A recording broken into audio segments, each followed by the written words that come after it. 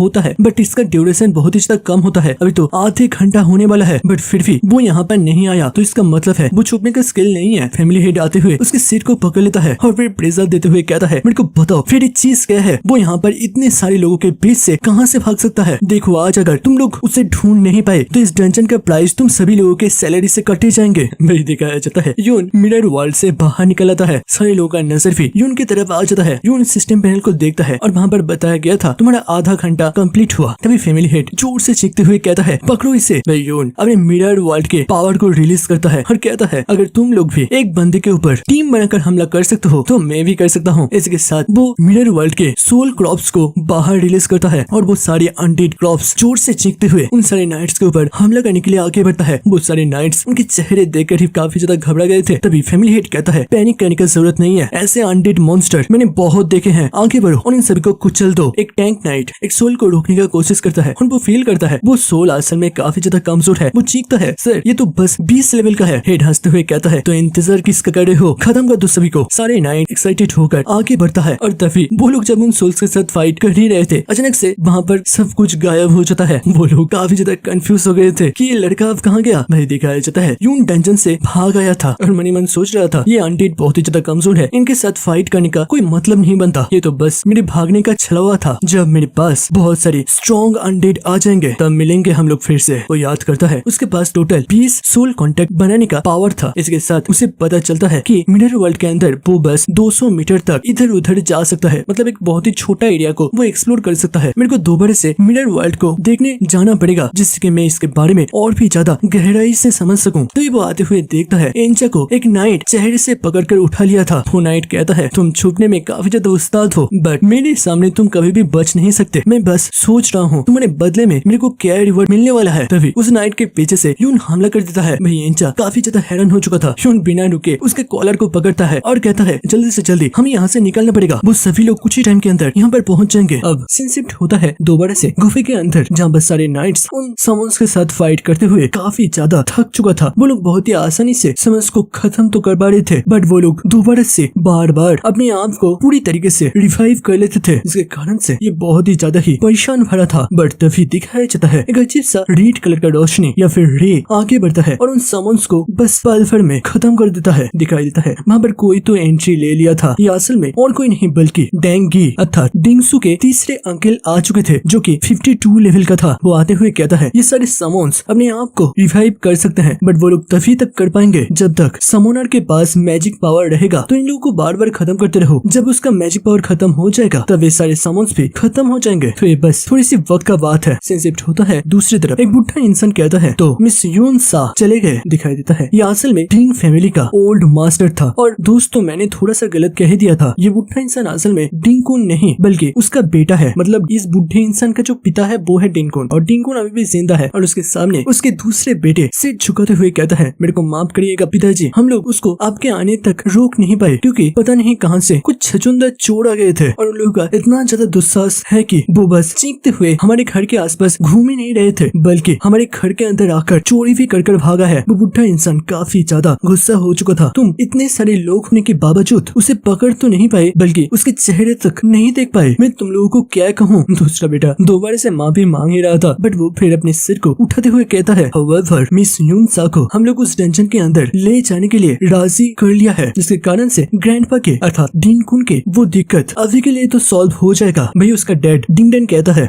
ठीक है, बट जब भी उस चोर के बारे में तुम्हें कुछ भी पता चले उसे बस तुरंत ही खत्म कर देना और जल्दी से जल्दी चेक करो वो लोग यहाँ पर आकर कौन कौन सी चीज को हमारे पास से चोरी करा है। दूसरी तरफ से शिफ्ट होता है और एक डंजन में एंट्री लेने का पास दिखाया जाता है, जिसे असल में हमारे हीरो यून ने सक्सेसफुली चोरी कर लिया था। और वो मन ही मन सोचता है इस बार मैं एक हायर लेवल का डंजन के अंदर जा पाऊंगा, बट इसमें मैं अभी ज्यादा जल्दी नहीं कर सकता, मेरे को आराम से चीजों का ख्याल रखना पड़ेगा। मैं वो सोचता है वो ऑलरेडी 20 लेवल तक पहुंच चुका है और डिंगसू के घर से उसने बहुत सारी स्किल बुक्स चुराया था। और वो देखता है उसके कैमरा बोन का वो रिंग था जिससे कि उसे प्रोटेक्शन मिलता था, वो 94% तक डैमेज हो चुका है। मतलब और एक हमला उसके साथ साथ ये डिफेंस उसका खत्म हो जाएगा। फिर वो एक एक कर अपने 10 चुराए गए बहुत ही ज्यादा प्रीशियस स्किल बुक्स को देखने लगता है, जिनमें से पहला बुक्स का पावर सपोर्टिंग टाइप का था और ये भी मैजिशियन के लिए ही बना था, जिससे कि दूसरे के डैमेज और अटैकिंग रेट थोड़ा सा बढ़ जाएगा, जबकि उसका डिफेंस बहुत ज्यादा घट जाएगा। इसको वो मिरर स्किल से चेंज कर देता है, जिससे कि उसका डिफेंस 30% तक बढ़ जाएगा। यून हंसते हुए सोचता है सच में काफी सारे कमजोर स्किल्स को भी मैं मिरर कर काफी ज्यादा ताकतवर बना सकता हूँ। इसी तरीके से वो धीरे धीरे स्किल बुक्स को कंज्यूम करता ही चला जा रहा था। तभी वो नोटिस करता है उस बॉस मॉन्स्टर से उसे एक बॉडी आर्मर मिला था, जिससे कि फिजिकल डिफेंस उसका 900 तक बढ़ जाएगा और मैजिक डिफेंस 1500 तक। पर इनमें से भी सबसे ज्यादा इंपॉर्टेंट था मिरर वर्ल्ड, जो कि अब लेवल 2 का हो चुका है। बट इन सब के बावजूद डिंगकुन को हराने के लिए ये सब किसी काम का नहीं है। उस स्टैचू के अंदर डिंगकुन के जितने भी सारे इक्विपमेंट मैंने देखा था वो कम से कम एक एस रैंक का बर्सर क्लास का होगा। इसके कारण से मेरे को कम से कम अपने अंडर में एक नेक्रोमैंसर स्पिरिट को ले आना पड़ेगा, जो भी कम से कम 50 लेवल के आसपास होना चाहिए, तभी जाकर कुछ हो सकता है। तभी साइड से एंजा कहता है यूनची तुम्हें क्या लगता है कि हम लोग पकड़े जाएंगे? यून हंसते हुए कहता है अरे रिलैक्स हो जाओ, हम लोगों ने अपने फेस को पूरी तरीके से ढक रखा था, वो लोग हमें किसी भी हालत में पकड़ नहीं सकते और अभी तो उनका पूरा सिस्टम ही हिल चुका होगा। बट फिर भी एंजा बहुत ही ज्यादा ही टेंस लग रहा था, जिस चीज को यून नोटिस करता है और मनीमन सोचता है इस उम्र पर ऐसा फील करना काफी ज्यादा आम बात है। वो उसके ध्यान को बदलने के लिए कहता है कि तुम्हें आसपास कोई ऐसे डंजन के बारे में पता है जहाँ पर कोई पावरफुल इंसान खत्म हो गया था? तभी साइड से एंजा थोड़ी देर तक सोचता है, फिर कहता है हाँ मेरे को एक डंजन के बारे में पता है जहाँ पर कोई बहुत ही ज्यादा ही ताकतवर इंसान अपनी जान को खो दिया था, बट ये डंजन असल में हमारे स्कूल के अंडर में आता है। इसके कारण से इसके अंदर छुपके से जाना पूरी तरीके से इम्पॉसिबल वाली बात है। यून सोचता है कि अगर सीधी उंगली से घी ना निकले तो उंगली को थोड़ा सा टेढ़ी करना चाहिए। दूसरे हिस्से पर कुछ स्किल बुक्स को लेते हुए वो अपने हिस्ट्री टीचर को दे देता है। हिस्ट्री टीचर काफी ज्यादा शॉक हो चुका था क्योंकि ये बुक्स काफी ज्यादा पावरफुल और रेयर मानी जाती है। वो हंसता है और मन ही मन सोचता है जैसे कि मैंने सोचा था इस यूनची के पीछे कोई बहुत ही ताकतवर सपोर्ट आ चुका है। ठीक है, लगता है अब इसका थोड़ा सा मदद करना पड़ेगा। वो कहता है देखो उस डंजन के अंदर कौन कौन जाएगा ये पूरी तरीके से फिक्स्ड है, इस चीज को चेंज करा नहीं जा सकता, बट इसके अंदर एक लूप होल है। अगर किसी को टीचर खुद रिकमेंड करे तो फिर वो ग्रेजुएशन के पहले ही उस डंजन के अंदर जा सकता है। भाई यून एक मुस्कुराहट देता है एंड दूसरे ही दिन दिखाया जाता है वो लोग पहुंच गए थे एक बहुत ही बड़े से डंजन के पास, जहाँ से काफी ज्यादा पर्पल एनर्जी और रोशनी रिलीज हो रहा था। उसके साथ साथ और भी बहुत सारे स्टूडेंट या फिर हंटर लोग वहाँ पर पहुंच गए थे। साइड से एक स्टूडेंट कहता है सबसे यही डंजन मेरी जिंदगी का आखिरी डंजन होने वाला है, पता नहीं कोई और डंजन में जाने का मौका मेरे को फ्यूचर में जाकर मिलेगा भी या नहीं। वो लोग काफी सारे रेयर इक्विपमेंट को रेंट पर ले आया था। भाई